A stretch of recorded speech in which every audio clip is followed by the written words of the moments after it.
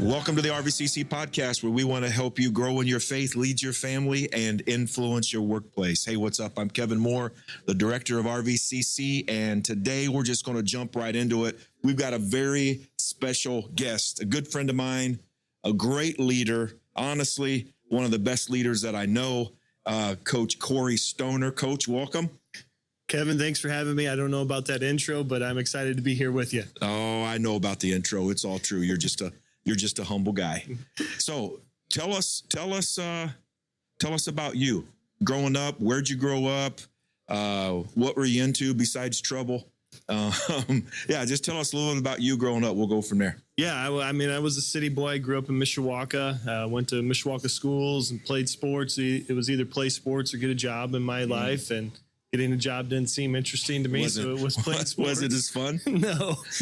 So did that through high school and was fortunate enough to... What sports did you play in school? I played football, baseball, and basketball. Okay. My one great regret was stopping playing basketball to focus a little bit more on baseball, but we What position were you? I got a position in my mind in basketball, and we'll see if I'm right. Go ahead. What were you? I was a guard. I was not a shooting guard. I was the distributor. I was not a scorer. I was going to say small forward. No.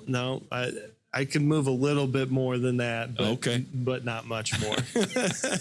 So when did you stop playing basketball? So I stopped playing at the end of my freshman year, and it came with a conversation after speaking with the baseball coach at the end of the spring, and he mentioned, you know, what's your goals? And I said, I want to play varsity next year as a sophomore. He said, well, if you want to do that, we'll need to see you more in the winter. And that translated in my brain, well, I need to be there in the winter. In order to do that, that's not playing basketball. And so I did that and accomplished my goals. But looking back at it, I don't know if that's exactly the best choice that I could have made in that situation. Yeah. So you played football later on in high school, focusing on football and baseball. Mm-hmm. And out of the two, which one did you move on to college with? So I went to college to play baseball. I was fortunate enough to get a scholarship at Bethel, which totally changed the trajectory of my life. I made that decision pretty coincided nicely with the fact that my girlfriend at the time went to IUSB. Hey, there you go. And that relationship,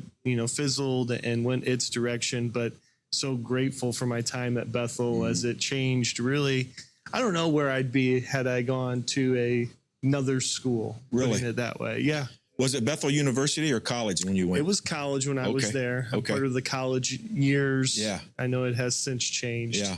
What was it? I'm a unabashed Bethel guy. I didn't graduate from Bethel, but with one of my positions as the missionary church regional director, Bethel is our missionary church school. And so I'm very pro Bethel. What were the things that you enjoyed about going there? Yeah, it's hard to pinpoint just one or two. Obviously, the baseball was amazing, and getting to go to Florida and do all those experiences and getting paid for your schooling was, looking back at it, really, really helpful. But even going to the chapels and just the whole experience in general, early on going to the chapels because I had to, then, by your sophomore and junior year, I'm going because I want to. Yeah. Which is a totally different shift. And completely. I can remember some of those really impacting me. Like, I think I may try some of these things I've heard. And slowly but surely, like I said, I don't know where I'd be had I not gone to Bethel. Who was your baseball coach? Seth Zartman. Okay. Still really? there today. Yep. Man, he's been coaching since Noah's Ark, dude. He's been there. He's been there through thick and thin. Okay. He's a good man. I've been around him a few times. Seems like a very, very, very good man. Yeah. What in sports, I've told my kids growing up, everybody at some point, if they're an athlete, feels like I'm going to get paid to do this. There's a small fraction of a fraction that does in any way, shape, or form. So it's not so much, I don't think the lessons we're learning is we're going to get in employment out of this. But I've often told my kids I feel like there's lessons that you learn playing sports that you could possibly learn in other fields. But there's something about getting on a football field, getting on a baseball field, that you learn things. What were some of the life lessons, leadership lessons that you learned from playing college ball, playing high school ball? Man, we could take this and do a whole nother podcast. Well, I'm sure you can. Right Maybe we here, will. but I would say servant leadership really stuck out to me. I had some guys when I was early on at Bethel that showed some signs of that, and it started to grow within me. And there's plenty of things when you're in college, at a small college, playing sports, where it's not glamorous all the time. The laundry doesn't get done for you. Yeah. The things don't get picked up for you and put in your locker. And so You ain't playing at Notre Dame. yeah, no, you're not getting a new sweatshirt every week when you come into practice. Those things don't exist in small college sports. So you learn, number one, to love the game, but also those signs of servant leadership. And I think Coach Zartman really embodied that. I had another great coach, while he's no longer there, Javi Jimenez, that was like giving up time with their family all the time to pour into us. And it's not like a high school schedule where it's practice after school. Like, we're practicing 4 or 5 in the morning. We're practicing at 10 o'clock at night, whenever you could get gym space. And I just, now looking back at it as an adult, like, wow, the sacrifices that they made so that I could have the experience that I have speaks into that servant leadership element. That's awesome. When I personally knowing you for the last few years, I know that faith for you and your wife, you and your families, an integral part of who you are. And, there are some people, when it comes to faith, I believe in God.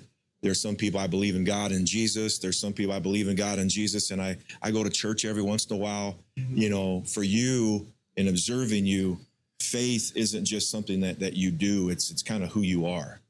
Tell us a little bit about how did you come to Christ? How was your walk with him, kind of, for lack of a better word, evolved in the last years of your life? So I would say I grew up in the church. My mom took me to Wednesday night Bible verses. I was saying Olympian Club. I was trying to get the big trophy. What church you go to growing up? New Life Baptist Church. Okay.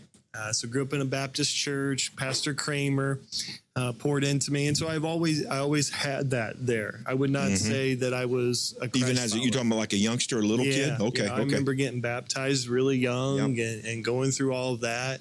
My true walk with Christ came when I was in college and sitting in a dorm room. And I remember just being so humbled after a chapel service, and just like, I've not experienced God like that. I've gone to church and I've done all these things and I've tried to be a good person along the way. Yeah. But I had not experienced Christ the way he hit me when I was in college. And ever since then, obviously it's a buildup, but was there, like you said, it was after a chapel service, was there something about that chapel service, the talk that was given or something? Bethel was going through a revival. Oh, that was the season. Yes. It was going through a revival. And so the chapel services had been very intense, I would say.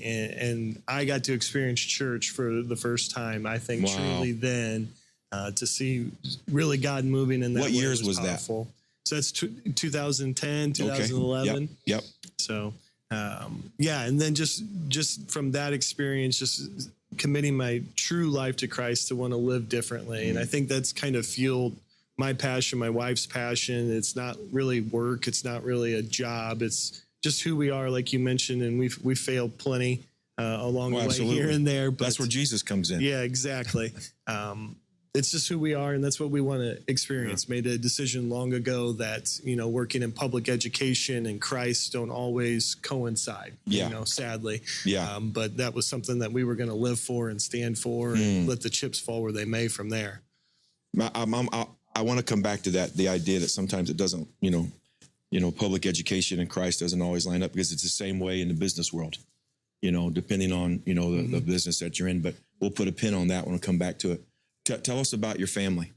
So I have a beautiful wife, Rochelle. Met her actually at Bethel. We had late practice. So that meant playing or practicing after the basketball game. Oh, wow. Yeah. Oh, yeah. So those could be late nights. And so we went catch the second half of the basketball game, and her brother was playing and she was in the stands. And I said, hey, that's a pretty girl over there. And from those conversations onward, we obviously got married right out of college. started our family young. We've got 3 boys and a girl. Yeah. So we got a full house that'll be doing e-learning here all at the same time in a little bit. That'll be fun. It's going to be a day. Yeah. We live in New Paris right now. We actually share a property with her parents. They're in Florida right now. So if anybody needs an apartment to rent out, I can rent you one for a little while. But we're very blessed family. Man, that's awesome. Yeah, you got a wonderful family for sure. Going back, there's so many things I want to talk to you about. Going back to what you just said on, sometimes things don't line up. You don't have to give details or anything. You go wherever you want with this. What has been, how have you walked that out? Because again, this is, it's RV Community for Christ, but this isn't just the people listening to this, that this isn't designed to just be people who work in RV plants. There's subsidiary companies. There's somebody listening to this is a school teacher. They're an administrator at an office somewhere. But a lot of times as believers, the world we live in, we are kind of like in, for lack of a better word, like our own modern day Babylon, where we're exiles from the kingdom of heaven, and we live here.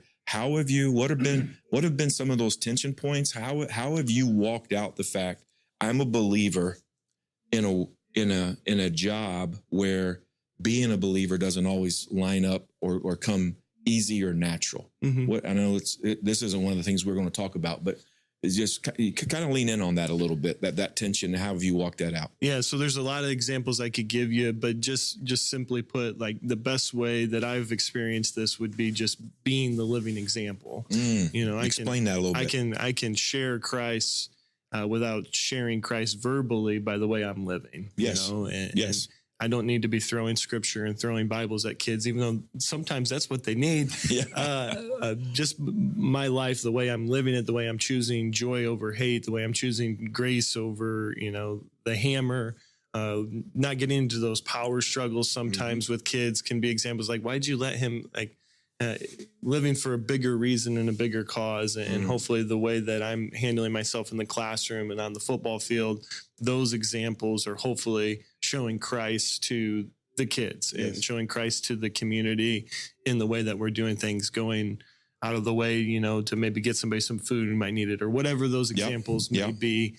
Our team chooses to pray at the end of practice. I never once came in and said, hey, we're praying at the end of practice and games. That was a decision that kind of flowed from a leader on the team that we had. And so I'm not necessarily leading or guiding that, but I also hope in a way that I'm living that's kind of coming along with that. And that's a byproduct of the way that we're living for Christ. Yeah. I mean, even like small things like, and I'm sure it's been student instigated, but like the couple of times you've had me come in and been honored to speak to the team beforehand, and y'all are eating your team meal. And before, the kids will go up, somebody stands up and prays over the meal. And listening to you, it seems like, you're playing, sometimes in evangelism, it's like, man, I'm going to go out and I'm going to share my faith and get 3 people saved today. And I'm not knocking that. I'm not, but you seem to be like playing the long game. You're 1 day, then 2 days, then 3 days, then 4 days. And they're seeing a pattern, a lifestyle, not kind of a one and done or a quick hit and then out. Just sounds like just being stable and faithful. We actually had a conversation with one of our great team leaders that we had this year. And one of my assistant coaches, Josh Vargas, who said it much more elegantly than I'm going to say it, kind of led that young man on that conversation that you just had, like was very on fire for Christ and just like, why are we tiptoeing around these things? And why, like, let's just go after it. And he put it so well about we're trying to win life's eternity. Yes. We're not trying to get this one and done, this one game victory here. We're trying to pour into lives. And sometimes, I don't know, you'd agree, Josh would agree. I know Josh a little bit as well as, in fact, I remember him from back in the day when he was a teenager being his youth pastor. But, there's times where the Lord opens up that door. And when he does, man, you lean into it and knowing you, I know you do. You step into that. But it sounds like you're saying, no, let's don't force feed faith. Right. We're going to live faith. We're going to talk faith. We're going to be a Christian. And then out of that, there's going to be pockets of times to lean in. But until then, we're playing. I like that, playing the eternal, the eternal game. I love it. Yep. I love it. When it comes to some leadership stuff I want to chat with you about is, And again, you're in a different world than the RV world. You're a teacher, you're a coach, you've got a staff and student teams around you. But the principles of leadership I've found, and I'm sure you have as well, and the listeners, they go across the board. Truth is truth, right is right, leadership's leadership. So there's going to be things in your history, whether it was coaching at Jimtown baseball and Jimtown football at the same time, which I'm sure there's some definite leadership stuff in there, being the head football coach now at Fairfield. I'll throw out some leadership questions for you. One of the biggest things I think as a leader, when you're leading a team of any sort, whether it's athletic, a group at work, an entire factory or factories, is getting buy-in. Mm-hmm. Getting buy-in as a leader. How have you done that? What have been some lessons you've learned this works? What have been some lessons you've learned this doesn't work? How do you get buy-in with your coaching staff? How do you get buy-in with those student athletes, parents? How does buy-in work for you? Yeah, so I was reading something just yesterday that ties directly into this, and it's power versus authority, and it's leading versus management. Ooh, you manage things. You gonna write a book on this? You manage things. You lead people, and I learned very quickly that when you're in a position of leadership, you feel that sense of being able to make decisions and feel that sense of power. But you don't manage people that way. You lead people. So you lean into who they are and building relationships. It's where it starts from the very foundation. You know, that person that you're working with in the RV industry, that person that you're leading in the business world, they could care less until they know that you care about them. Yes. You know, they're going to show up and do the 9 to 5 until somebody else offers them a little bit more to do the same 9 to 5. Yes. You got to pour in and feed to that relationship. People that you're leading aren't just a number. They're not just, for me, a position at the quarterback, you know, or the center position.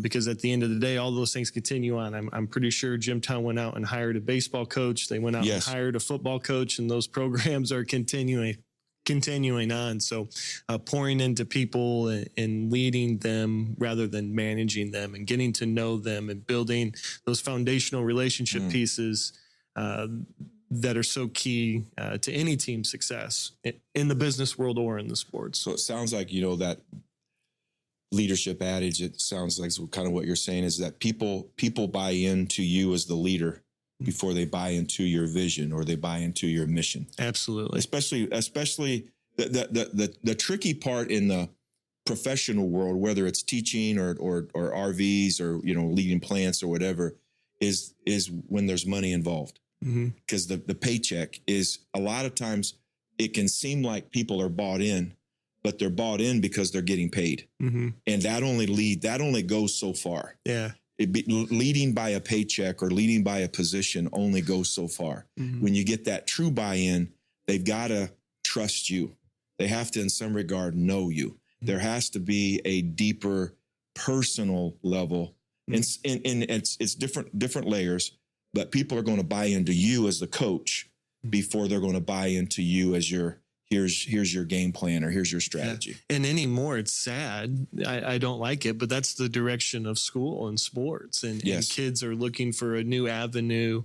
Well, I can, you know, have a better success at X, Y, and Z school, or I can, you know, I have all these added perks at X, Y, and Z school. And it's becoming more of a business realm. That it's almost a little bit like the RV world, because RV workers can kind of shop around who's going to give me the best deal. And now, oddly enough, in high school, I know there's different parameters to it, but you can, in some regards, go to the school you wish to go to. Absolutely anymore. And I think what kids are so good at, and I'm sure in the RV world too, is you can't fake it. You got to be who you are. You got to be genuine and true.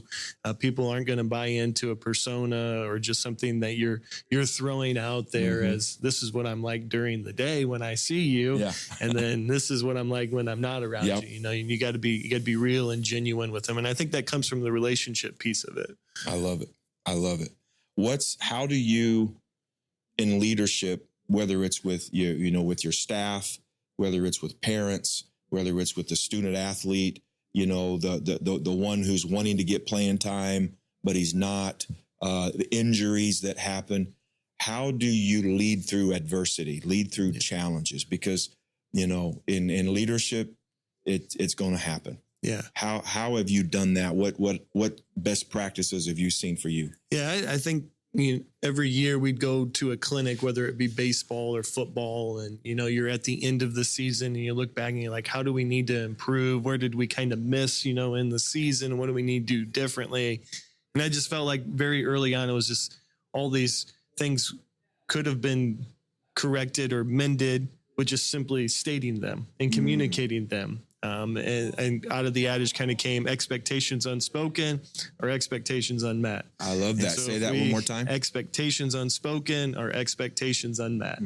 And so I just needed to be more clear and direct. The things that I was assuming that my shortstop should know, my shortstop didn't know. Yes. And what I was assuming our offensive line knew, or even my offensive line coach knew, he didn't. And so just becoming much more clear and defined in what our expectations were from the very start seemed to head off a lot of those issues than later on. Doesn't mean they all go away. There's plenty of adversity. There's plenty of things that you have to handle along the way. But I felt like that really moved the needle for us in any of the programs that I've led. Expectations unspoken or expectations unmet. And you know where that actually came from? Where? Marriage advice. Really? Marriage counseling. Pastor Rich Yager was giving us a lesson. My wife and I were sitting on his couch in his living room, and I still remember it. Dawned on me like, that kind of applies here too.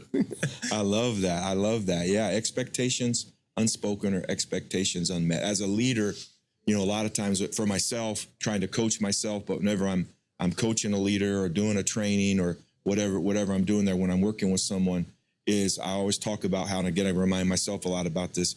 As a leader, a lot of times we think that our people, whatever that might be, we think that our people know what we know, but they don't. Especially when you're like someone who's a veteran in leadership and you've been in this field for a long time, and then you've got one of your assistant coaches, or in the RV world, you've got a team member that's on your team. Well, they haven't been in leadership or they haven't been in that industry as long as what you have. But I just take for granted, we can just take for granted, well, they already know. They already know they shouldn't do this, or they already know they should do that, or they already know the safety protocols. But they don't know until they're told. I love the way you said that. Expectations unspoken or expectations unmet. So you've seen when it comes to dealing with challenges, if you can, I don't want to put words in your mouth, but what I'm hearing is, you've seen that the more that you can more clearly lay out, this is where we go, where we don't go. This is what we do, what we don't do. It kind of negates some of the tension that might come later on. Absolutely. And we've made it clear and defined, these are the things we need you to do. Yeah. You're not doing them. Okay, how do we correct that and mend that? And I think that's a whole nother topic and avenue. A lot of times as leaders, we justify things. And I'm speaking from my perspective. Well, X kid didn't do what we expected him to do because, well, he's got a bad home life, or, take it to I coach sports, so could take it to a talent level. He's got bad feet. He can't make that block. He's got bad feet. Yeah. And take that and run with it. However, in the RV industry, we justify, I guess, like he can't meet the standard or he can't meet the expectation. Like I push back on that as much as I can. Well, okay, he's got bad feet, but how do we correct him? Like, how do we get him? Like that's the expectation. He's got to make that block. Yeah. So how do we get there? And that goes back to what you're saying is you lead people is understanding this life lesson, again, whether it's business or athletics, is how can I get as a leader, how can I get a person where they are to where they need to be? And whether that's getting their footwork right, or whether that's, getting into the weight room and gaining those extra 5 pounds, or it's making sure that we're doing safety protocols and they're wearing their goggles, their glasses out on the plant floor, is realizing this is a human being.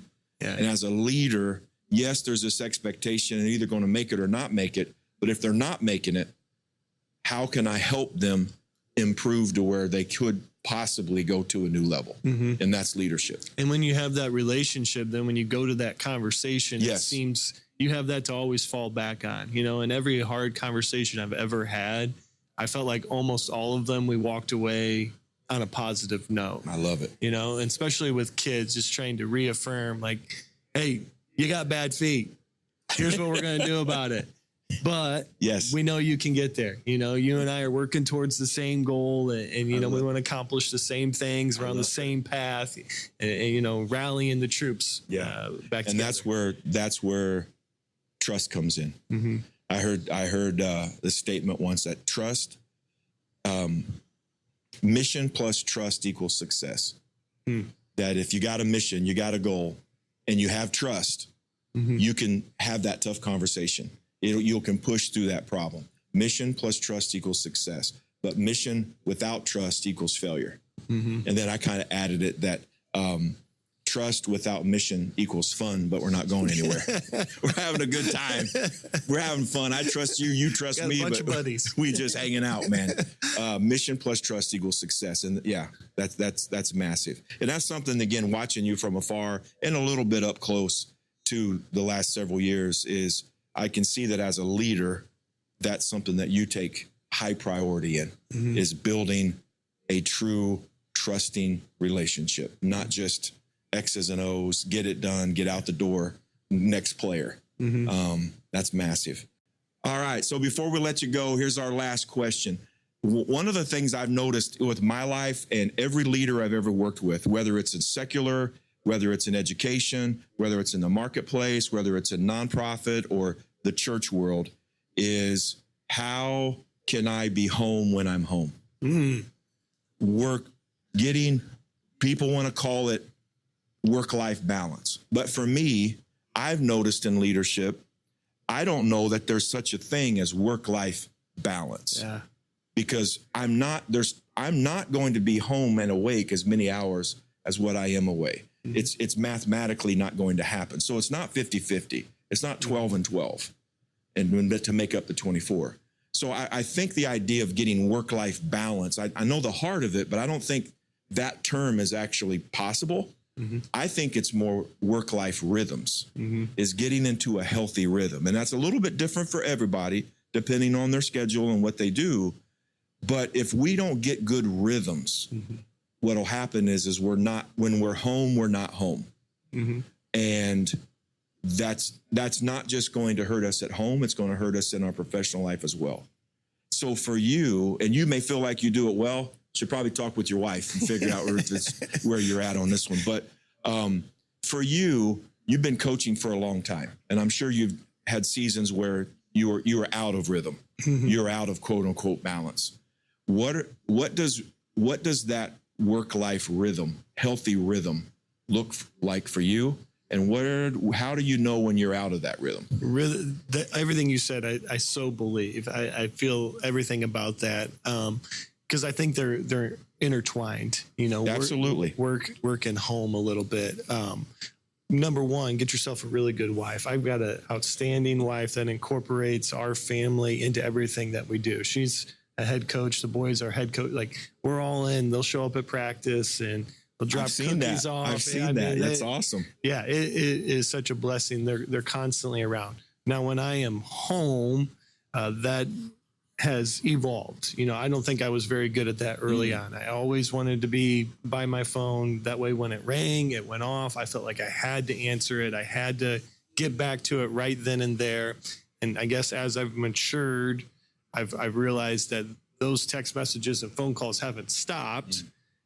I've stopped responding to them necessarily right away. And I think the best thing. Did the world fall apart when you? No, amazing. Isn't that amazing? Yeah. I mean, that's amazing. And I think a little bit of that is definitely like pride and ego, just being very blunt, and selfishness. Like, I have to be the one to correct the problem or figure it out. I think the best practical step that I ever took was putting my phone in my room.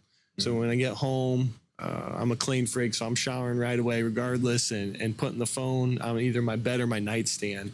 And that way I'm out with the kids in the living room or downstairs, or we're outside playing. The phone's not present. No, I don't do that. I'm not going to lie to you. 100% of the time, I feel that numerous times here and there. Yeah. But I know when I feel myself get out of that rhythm, or I'm too glued to something, that's the best practical step for me. Go put it in my room, just like I was when I was a kid, put it in timeout, and kind of pour into my kids. I've been trying to do more practical things that they love, of course they're going to say they love football and come into all those things. And they do, they genuinely do. But, trying to find a thing, I'll take, for instance, Sam, Sam loves the outdoors. I grew up in the city, mind you. I grew up in the city. I don't know anything about hunting. I don't know. But it just dawned on me, I'll be darned if anybody else is going to teach him, how to hunt or how to shoot and do those things. So trying to find that piece with each one of the boys has kept me in rhythm at home and kept me pouring into them as much as I'm pouring into everybody here at school. And the other thing that has been really nice is my drive home. Okay, explain that. When I was at Jimtown, we lived 30 seconds from the school. All summer, I'd ride my bike. My car didn't leave the garage. And so I was always home or there. And now I've got about a 12-minute drive where I can just kind of decompress. Yeah.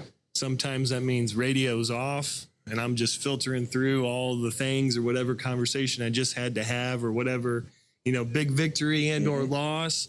Sometimes it's pumping music, maybe I'm carrying that excitement home. But that 12-minute drive, I don't know, has been kind of a trigger to help flip the script, so to speak, on those rough days and even on the good days as well. Give me time to collect my thoughts. And I've used it to call people, sometimes mom and dad or old buddy, call Jim Fredwell or Todd Cook back at Jimtown and catch up on them. And it's just been a nice little reset buffer zone, I guess, before I got home and could then pour into the family. Have you ever taken the long way home where it ain't 12? It's not 12 minutes, it's 22. So I've got definitely that decision. If anybody knows anything about New Paris, that light on 15, you go that way, you're going to sit for a couple extra minutes. You don't go right away. Yeah, it's all that traffic. It's all that big city traffic. Or I can turn and go down a side street and get home a couple minutes longer. Absolutely. I've taken that stoplight home a few times just to, and I'm just going to sit here and even put the car in park. Maybe I got stuck. And it's worth it, isn't it? Absolutely. That extra few. That's one of the things, especially whenever I was in California, we only lived it was a 5-minute drive home.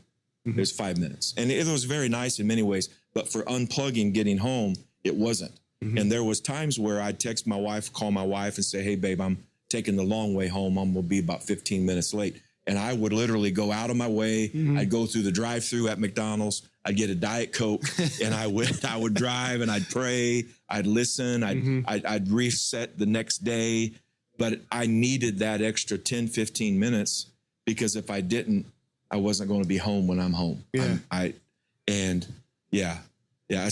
figured probably that 12-minute drive every once and again, it's 15, it's 18, it's 22 minutes or whatever. Yeah. And I always found leaning in to those emotions was always the best route. Like whether I was angry, excited, sad, lean into it and truly get to the bottom of it. That way you can, in my world, snap out of it and get, and reset and be ready to go for whatever's coming up on the next day. Because as a pastor, and I'm sure you've seen it as a coach, your kids love you being, I've seen them around you. They love the athletic side of you and, all of that. But they don't need a football coach at home. Like my kids, I'm a pastor and I am their pastor when they were growing up and going to our church, but they don't need me to be their pastor. They just need me to be dad.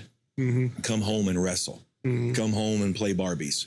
Come home and, help do dishes. That's what they're looking for. And the trick for me is, and it's different for everybody. I call it switching hats.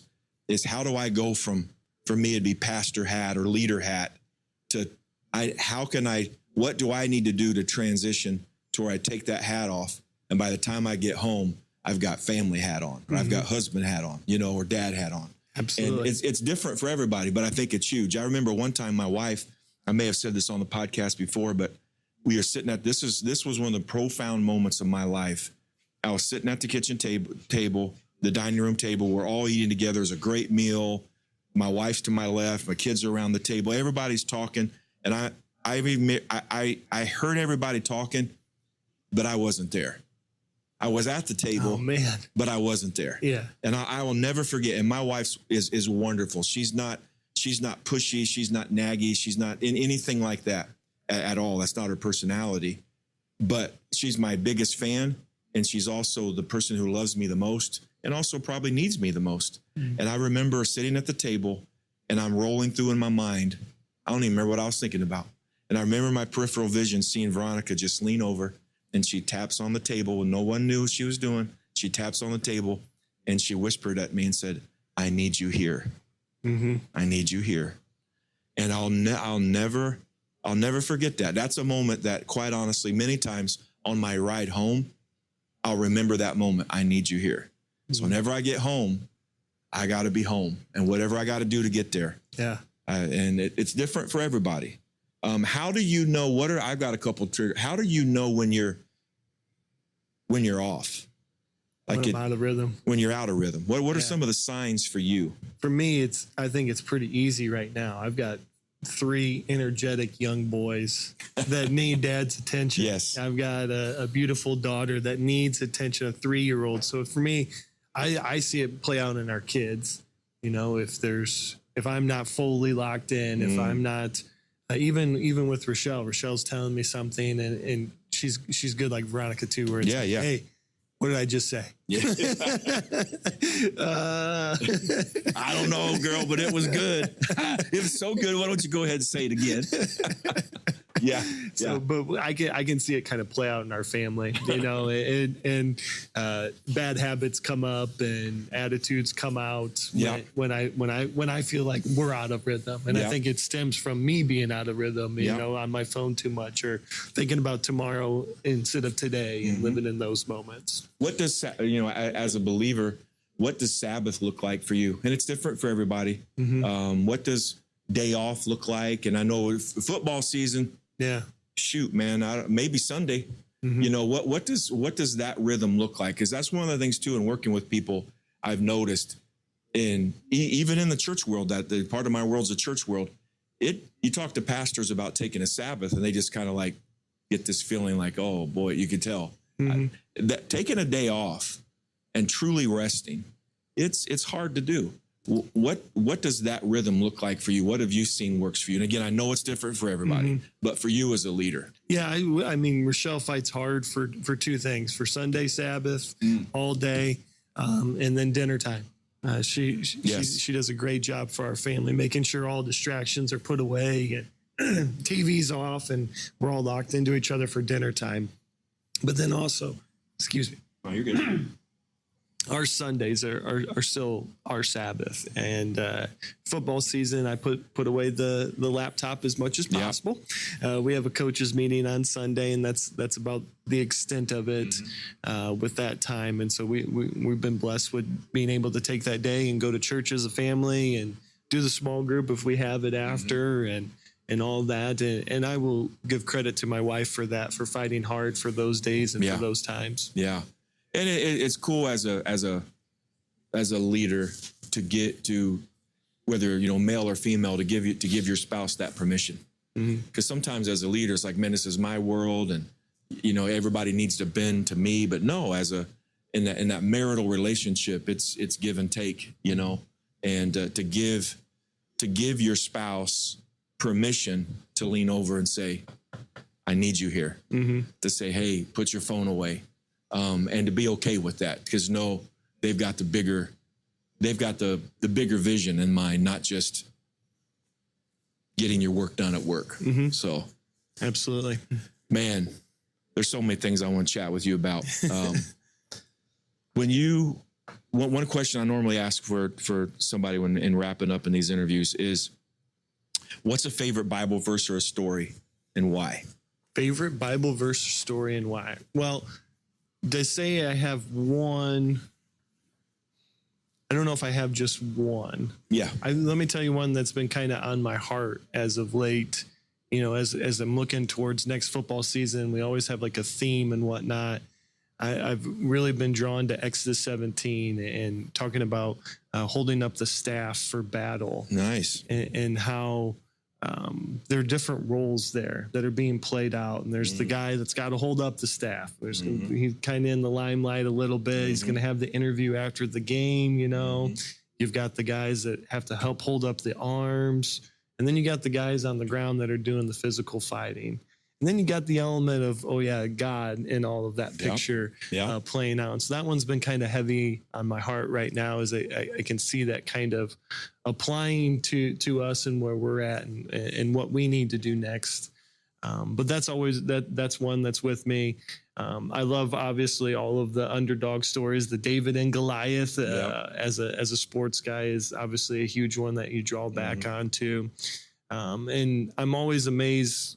I like to read the Psalms or Proverbs in the morning. I'm actually in a break from that. I'm reading through the Bible right now, and I'm just amazed at all of the things that I've underlined or, you know, bookmarked that flat out I've forgotten about, you know, until you come back across it.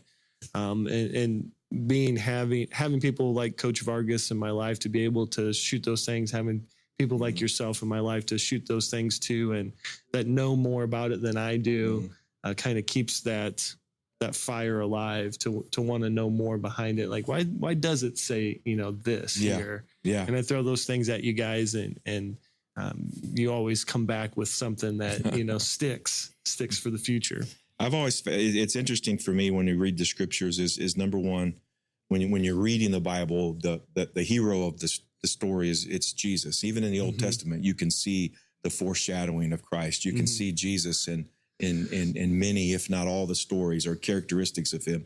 So when you read the Bible, you can see Jesus there. But then also too, when you read the Bible, I have found if you look hard enough and think long enough, you can, especially if it's a narrative, it's a story, you can see yourself in one of the characters, one of the people. And oddly for me, the thing that I've had to work on in my walk with Christ is as I'm reading the stories of the Bible and I try and see myself in the Bible, I normally try and put myself in the position of the hero. You know, I'm David, not Jonathan. Yeah. You know, I'm the one that God moves heaven and earth for. I'm not the friend who willingly let my other friend live so he can become the king. I'm not King Saul. I'm not the manipulative friend. I'm the hero. But sometimes if I can go into scripture with an open mind and see, you know what, in the season of my life right now, I'm more like King Saul. I'm using people. I'm manipulating people. And that's one of the things the amazing things about scripture. I think you can see Jesus and that's the most important, is to see him as the hero. But then also too, you can find yourself in one of the people in the narrative, but generally we might not actually be the hero. We might be the one who needs to change a bit. I like what you said. There's like the seasonal. Like you're not always the good guy. You're not always like that. Yes. Boom. That just triggered there for me too. Like I'm not always the hero, not always the villain on the other side of it either. Yeah. It's a season, you know, the season of life that you're in. Yeah. And that's the idea of reading scripture every day, because it's going to catch you at a different mood, a different time of life, a different season of life. But if you can just get in that normal routine of reading scriptures. And I love how you said, I don't know that I have one favorite story. As a preacher, as a teacher, I don't know. It seems like every time I'll read a story and I'm like, hey, this is one of my favorites. It's like, then the next week, this is one of my favorites. Then the next week, it's just, hey, listen, if you're listening to this and you don't read the Bible much, I'm just telling you, you should. It is great stories. It's got highs and lows. It's got everything you're looking for in a really good book. So if you don't read the Bible much, pick one up, give it a read. Exactly. Shoot, get an Audible version, listen to it. There you go. So, well, Coach, thank you so much. I sure appreciate you taking time, and we look forward to seeing how you continue to grow as a leader. Thank you. Yeah, well, thanks for having me. And I just want to tell all the listeners, like, this conversation that I'm having with Kevin is what I have with Kevin all the time. Like, and thank you for your mentorship and time that you've poured into me as my mentor. Oh, all right, buddy. We'll talk with you soon, man. Hey, before we let you go, RVCC listeners, be sure to check out rvcommunityforchrist.com. We've got this year. We've got 3 different Ironmen that we're going to be doing. We've got multiple women's gatherings we're going to be doing. We've got our big fall event and a bunch of things kind of scattered in between. And so make sure that you check out our website. And if you have not signed up for our daily devotional, you need to do so. We've got a Devo that goes out right to your email. And so make sure that you sign up for that. Hey, God bless. Hope this helps. Can't wait to speak with you next time.